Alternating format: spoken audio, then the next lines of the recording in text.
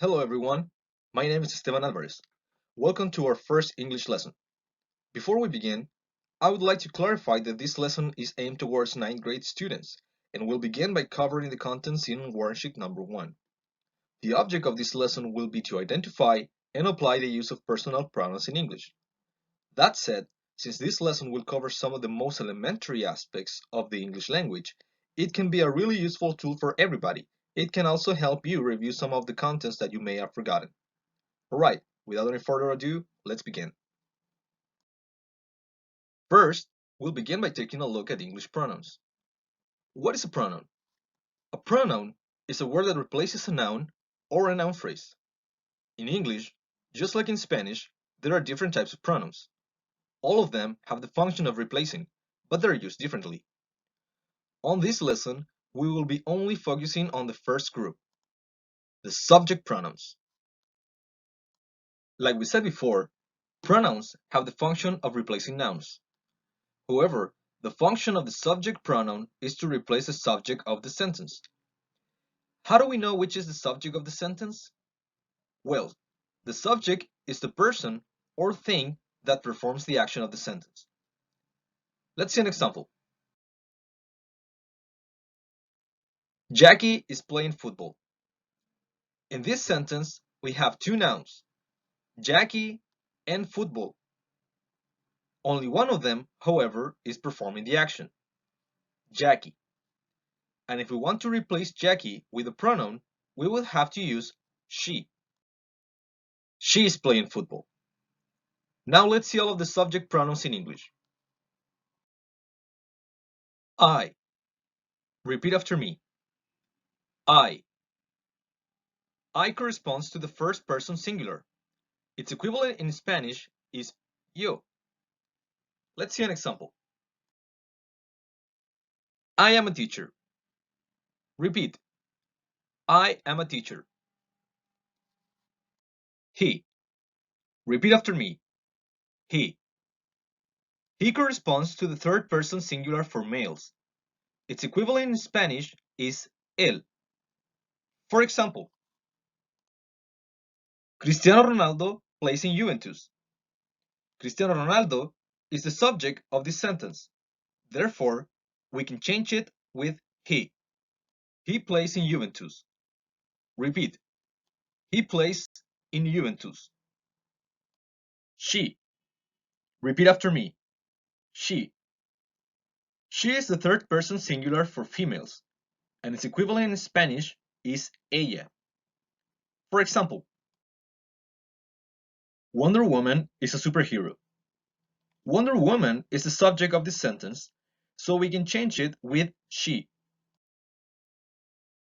She is a superhero. Repeat. She is a superhero. It.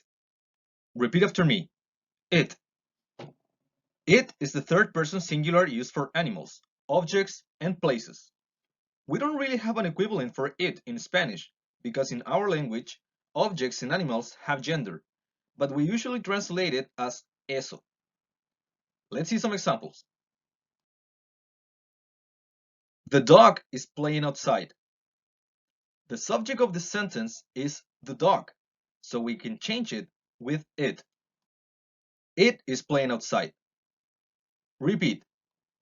It is playing outside.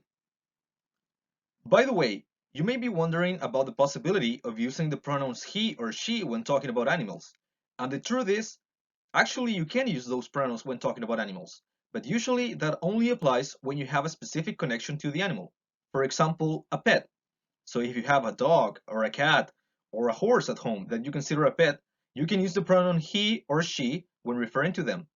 Any other time, we use it. Let's see a different example. The TV is in the living room. Okay, so in this case, the subject of this sentence is a thing, the TV. So we can also change it with it. It is in the living room. Repeat. It is in the living room. Let's see one more example before we move on. Puerto Montt is a very rainy city. In this case, The subject of the sentence is a place, Puerto Montt. So, like we did before, we change Puerto Montt with it. It is a very rainy city. Repeat. It is a very rainy city. Another thing to consider is that the pronoun it is often used when talking about babies, but only when you don't know the gender of the baby. For example, when you're asking, what is it? After that, you must always refer to them by using he or she. Finally, there's another use for the word it, and that corresponds to what we call a dummy pronoun. These dummy pronouns are often used when there isn't really an identifiable subject within a sentence. We see this when we talk about the weather in sentences like it's raining. Dummy pronouns are not a concept we have in Spanish, but the closest thing would be oración impersonal. Repeat. It's raining. We. Repeat after me. We. We is the first person plural. Its equivalent in Spanish is nosotros. For example,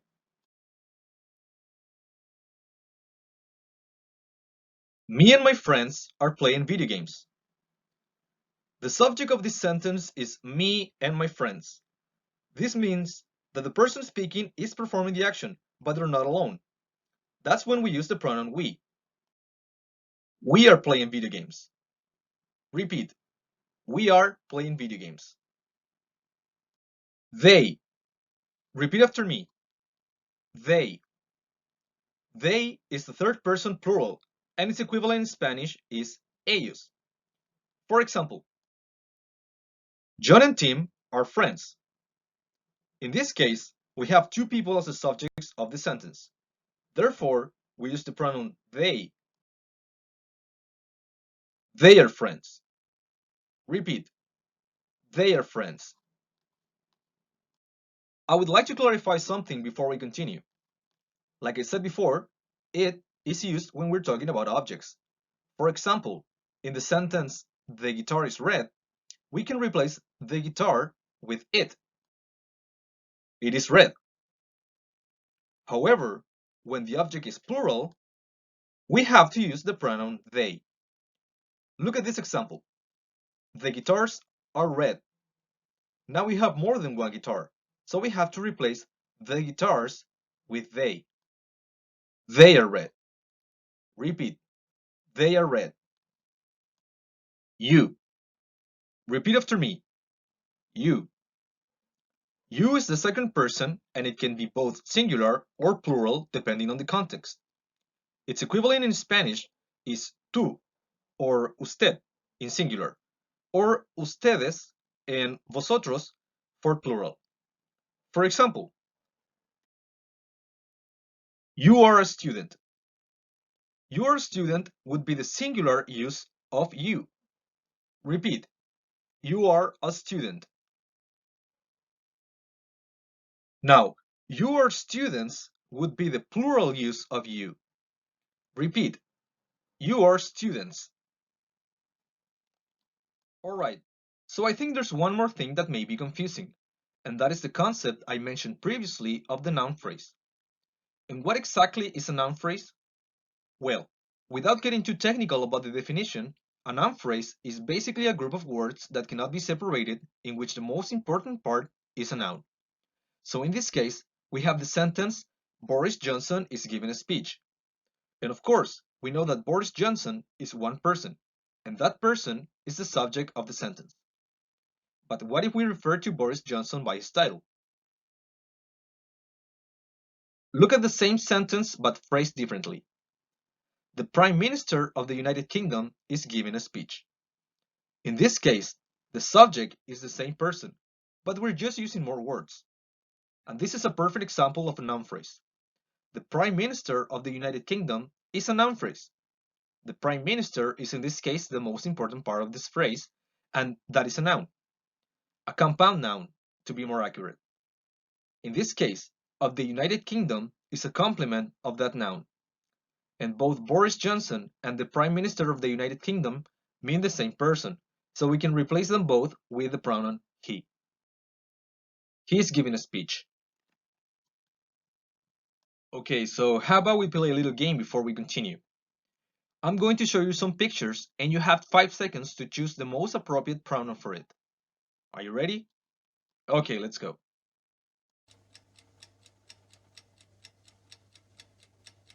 She.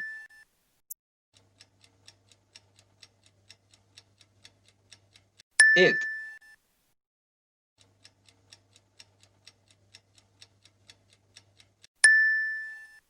He.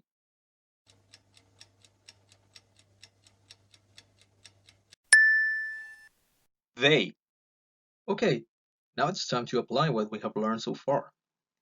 Here we have 8 exercises related to the use of pronouns.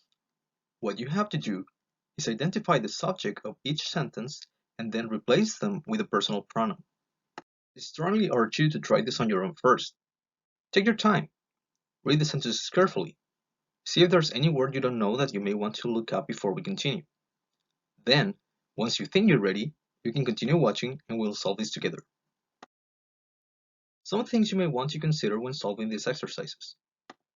First, identify each subject in each sentence. They're usually at the beginning of the sentence. Then, identify if the subject is a person, or an animal, or a thing, or a place. If it's a person, is it male or female? Is the subject singular or plural?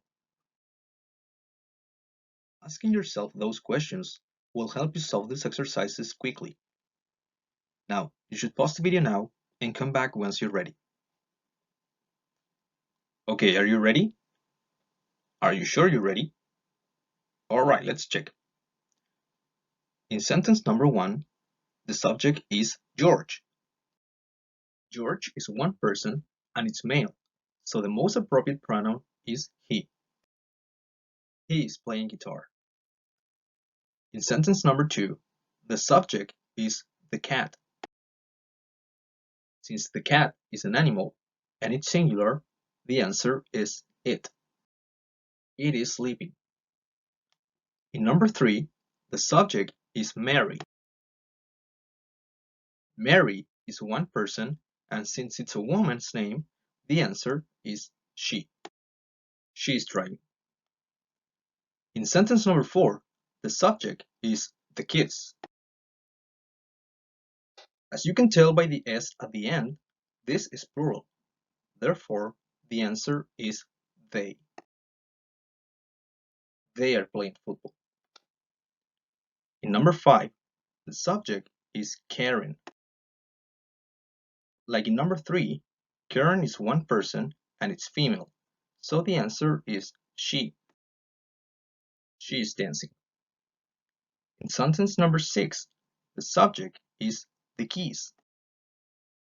Now, key is an object, but since it's plural, the answer is they. They are on the table. In sentence number 7, the subject is Sue and I. We have 2 people, so the subject is plural. And since we know it's first person, the answer is we. We are at the supermarket. Finally, in number 8, the subject is London, which is a place. Therefore, the most appropriate pronoun is it. It is the capital of the UK. Okay, so how did you do? How many did you get right? Did you get an exercise wrong? What type of mistakes you made that you think you can correct in the future? Alright, and that concludes this lesson. I hope it wasn't so confusing or boring. Please keep in mind that if you have any doubt regarding the contents in on this lesson or any other thing related to the English language, you can send me an email to the address showing up on screen right now. Okay, I will be seeing you guys next time with another lesson. Stay safe.